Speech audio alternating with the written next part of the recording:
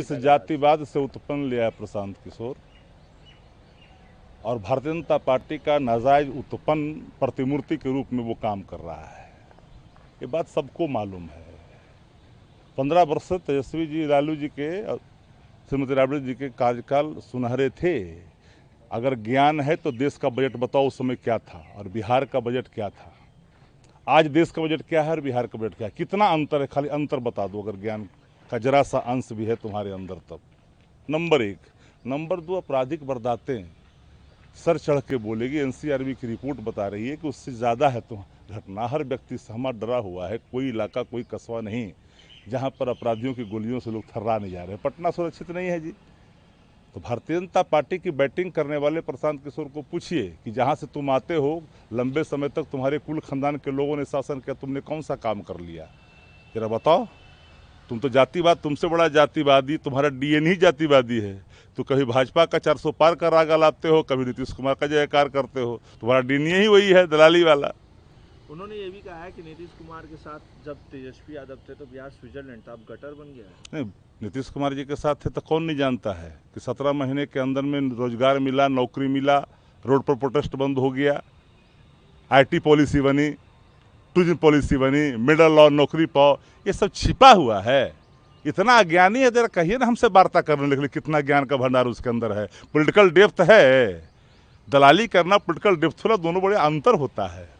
असुद्दीन ओवैसी ने कहा है कि वक्फ संशोधन विधेयक 2024 संरचना समिति के अध्याय 11 में वक्फ संपत्तियों का जिक्र है, जिसमें 6 राज्यों का जिक्र है जहां सरकार ने वक्फ संपत्तियों को अपने कब्जे में ले लिया है।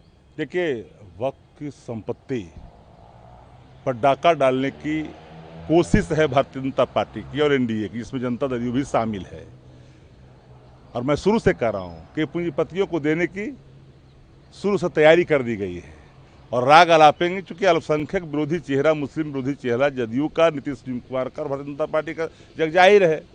तो वक्फ की संपत्ति को हड़पने के लिए ये संशोधित बिल लाया गया, जिसका हम लोग शुरू से खिलाफत कर रहे हैं, आवाज भी कर रहे हैं। देश भर में जाति जनगणना को लेकर फिर से मांग उठने लगी है और चिराग पासवान ने कहा है कि मेरा और मेरी पार्टी का रुख शुरू से जाति गणना को लेकर करके हम लोगों ने स्टैंड को साफ किया है।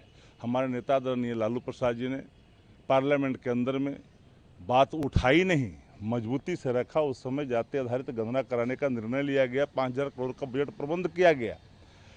लेकिन सत्ता जाने के बाद आंकड़े छिपा लिए गए जाति का। बाकी चॉइस है श्री कार्तिक, सूरतें जो हाल है, बदसूरत हाल, वो तो आ गया खुल करके। जाति छिपाई गई। ये वही लोग हैं संभ्रांत किस्म के लोग, 0.56%, 3%, 2% वाले लोग जो सत्ता के संपत्ति का उपभोग कर रहे हैं और गरीब किसान मजदूर जो हाशिए पर है, उससे डर लग रहा है कि अगर सच सामने आएगा तो हिस्सेदारी देनी पड़ेगी। चिराग पासवान ने लेकिन ये स्पष्ट कहा है कि मेरा पक्ष, मैं जाति। देखिए, चिराग पासवान हो या नीतीश कुमार हो, ये लोग भारतीय जनता पार्टी के साथ है तो करना किसको। जब उनके नेता, उनके मंत्री पार्लियामेंट में कह दिया कि हम नहीं कराने का कोई इरादा नहीं है। 19 में राजनाथ सिंह ने कहा हम कराएंगे, झूठ बोला देश को। अब उसके बावजूद भी उसी के साथ सरकार चला रहे हो। तुम जाति गणना की बात कैसे कर रहे हो? आप तो कह रहे थे, साफ सुथरा में कह रहे थे आप कि भाई जो संपन्न दलित हैं उनको छोड़ देना चाहिए आरक्षण। तो ललन सिंह ने राहुल गांधी पर तंज कसा और कहा है कि राहुल गांधी जाति जनगणना को लेकर जो बार बार राग लाप रहे हैं। जब भारत गठबंधन में हमने था, 2 बैठकें, उसमें हमने कहा था देश भर में जाति जनगणना होना चाहिए।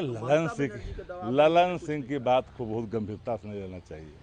ललन सिंह इधर रहते थे, इधर डफली बजाते, उधर जाते उधर डफली बजाते, इसलिए वो नोटिस लेने लायक विषय ही नहीं है। बहुत अंतर्द्वंदता चल रहा है उनके पार्टी के अंदर उनको लेकर। मुख्यमंत्री नीतीश कुमार से कल अनंत सिंह मुलाकात की है। कौन सा असर हो गया किसी का मुलाकात होना नीतीश कुमार जी से? कई विरपनों से लगातार मिलते ही रहते हैं। विरपनों को छुड़ाने के लिए कानून बदलते हैं। ये तो न किसी को फंसाते हैं न किसी को बजाते हैं। जरूरत आने पड़ती है तो चुनाव में लाभ ले जाते हैं, फिर अपनी पार्टी में समा करके खुले आसमान में सैर करने के लिए छोड़ देते हैं। सत्ता संरक्षित अपराध का प्रमाण तो हम लोगों ने कही दिया। इस राज्य के नामी गिरामी चिर परिचित जितने भी बाहुबली है, सब तो उन्हीं की शोभा बढ़ा रहे हैं। मुंगेर में जिस तरीके से जीत हुई है, उस समय चुनाव के समय भी उन्हें बाहर निकाला गया था 15 दिन के पेरोल के। नीतीश कुमार के द्वार पर भय, खूंखारों की भीड़, नीतीश कुमार चंदन रगड़ी हैं और तिलक करी हैं बाहुबल में। कहा जाता था कि लालू राज में एक अन्य मार्ग में अपराधी बैठे एक अन्य मार्ग में तो संरक्षित अपराधियों को मिल रहा है, यहाँ एक अन्य मार्ग से ही सारे अपराधियों का संरक्षण प्राप्त है। कानून बदले जा रहे हैं कुख्यात लोगों के खिलाफ और कानून बदल कर करके सजा से हटा दिया जा रहा है। जरूरत आने पड़ रहा है चुनाव में लाभ ले लिया जा रहा है, फिर उसको पार्टी में समा कर खुले आसमान में सैर करने के लिए, दबंगाई करने के लिए छोड़ दिया जाता है। यही नीतीश कुमार जी का न फंसाते हैं न बचाते हैं। इनका चेहरा सबको पहचानते हैं।